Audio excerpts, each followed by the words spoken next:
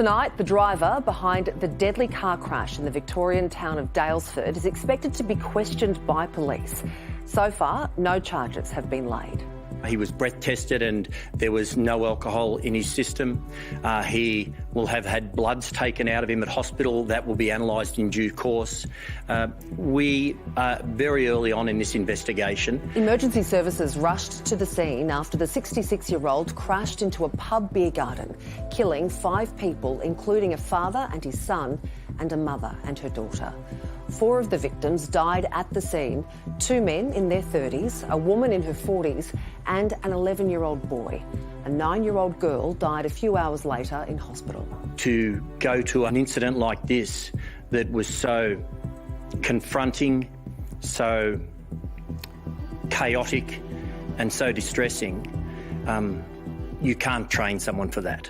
It's believed those killed were from 2 families visiting the picturesque town. A further 5 are still in hospital with injuries, including a 6-year-old boy and an 11-month-old baby. This is a devastating event that will be creating quite a shock through our community. There's no doubt about that. The sheer scale and size of this accident is just devastating. Terry Marshall is the Director of Clinical Operations at Ambulance Victoria. Terry, what a tragedy this is. How confronting was it for the Ambos who arrived on the scene there? Well, a case like this is, incredibly confronting. Driving out to a case like this, what's going through your mind and how you're actually going to try and take control of the scene and what resources you need. But one of the things that's always struck me is that when we get to these jobs, we all come together as a team to manage the actual incident to make sure that we're actually giving the very best of care to our patients who, unfortunately and tragically, have been involved in this incident.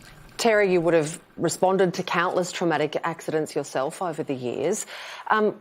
When something like this happens, when there are children, babies involved, how do crews cope?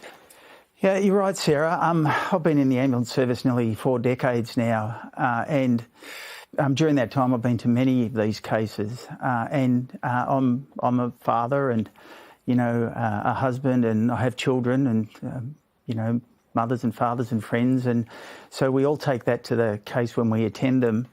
And so that's one of the reasons why we try and do the very best that we can. And I've always felt that it's been a wonderful calling in someone's life to actually choose this career of being a paramedic to go to these cases. And, in many instances, people are running the other way and, we're turning on our lights and sirens to get there as quickly as we can.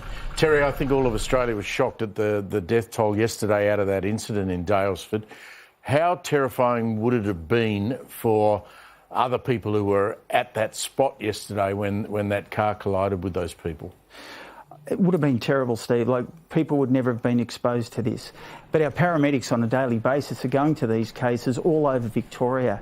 Yesterday we had 11 patients, but we're going to cases 1 or 2 patients. But I guess at that particular point in time, those people who are requesting our assistance, to them, it's the most important thing that's happening in their life.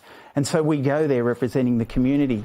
It's always something that has made me feel very proud of our paramedics and the work that they do. And time again, I see cases and I hear about cases and I talk to paramedics who respond to these cases, and I hold them in the highest esteem for the work that they do. Terry, thanks so much for your time tonight. All the best to you, your crew, and of course all people involved with this, with their families caught up in this terrible tragedy. Appreciate your time. Thank you.